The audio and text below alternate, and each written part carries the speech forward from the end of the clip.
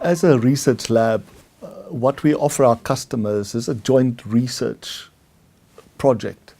And typically that starts with some kind of performance gap or expectation gap. To give you a good example of this, a couple of years back, we were called by Random House Publishing. They were the leading trade publisher in the world.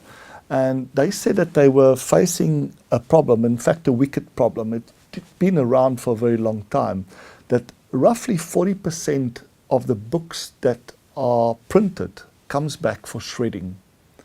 And the reason for that is that the publishers obviously want you to buy the books. And they try to push as much books as possible into the retail, hoping that there's always availability and as a result you will buy. But the pushing happens according to forecast, their best guess and their customers' best guess of how much will be sold. The only thing that we know about forecast is that it will be wrong. So they end up with too much in some areas and too little in others. And the too much then comes back for shredding because there's a kind of a no-sale return policy that's offered to the retailers. And the shortages causes everybody to lose sales. When we get a problem like that we are asked to work on together with a client, we follow a very systematic research methodology. So we start off with what is this specific problem that they're facing and what's the consequences of this problem. So if it continues, what's the cost associated with it? And if we can solve it, what will be the benefit? So in their case, it was literally millions and millions of dollars that are wasted in terms of printing and distribution cost. But during the investigation, because we understand where the constraint in the supply chain is, which is the number of customers wanting to buy, and of course then the retailers, their shelf space and cash becomes their constraint, we also looked at the impact of this problem on the constraint of the retailer. And what we realize is when you're having excess inventory sitting on the shelf space with zero sales velocity, because it will come back, it's actually causing lost sales. If you have one book that's not selling, it's occupying space and cash that could have been used for another book that retailer wasn't carrying because they didn't have enough space or cash. So it wasn't just the cost of the printing and distribution, it was also the cost of the lost sales.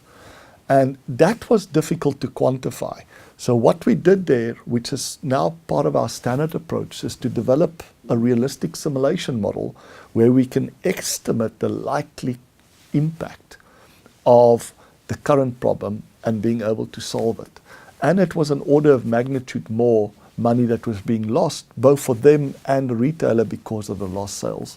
So once we've got a specific problem and we've defined the consequences of that problem, that there's enough money on the table to make solving it worth it, we then look at the generic problem of which this is a specific example of. This is a specific example of a problem of shortages and surpluses. Once we know the generic problem, we also know, because of our multiple decades of research, what are the generic reasons and solutions for this type of problem. If you think about it, what causes shortages and surpluses? There's essentially two things. First of all, there's long supply lead times that requires people to supply based on forecast, and as a result you'll get too much and too little. So what's the solution? You have to find a way of compressing those supply lead times. The more you compress them, the less dependent you are on the forecast, and the faster the inventory turns and the lower the chance of shortages and surpluses. But there's another reason why you could get shortages and surpluses, which is somebody at the beginning of the chain, for local efficiency reasons, decide what they want to produce. And they get it wrong because they are too far removed from the end consumer. So what's the specific solution is, in their environment, how can we dramatically reduce the total replenishment time? That replenishment time is made up of two components: demand lead time, which is the delay before I place an order, and supply lead time, the delay from getting the order until I fully supply it. That demand lead time is the order frequency. So we tested, first in a simulation model and then in a pilot, what would happen if we get the shops to just order daily what had actually been sold? And secondly, is to ensure that everybody's interest was aligned, that they realized that until the end customer has bought, nobody has sold. It doesn't matter if you can get the next link to accept your product. If the end customer didn't buy, you haven't sold, it will just come back. So we then turn that specific solution, identify exactly which changes are needed in terms of policies, processes, measurements. We test that solution first in a simulation model, then through a proof of concept study. And if the results are within the order of magnitude that we expect, we then help them roll it out throughout their business, typically by implementing these rules within their standard ERP system like SAP.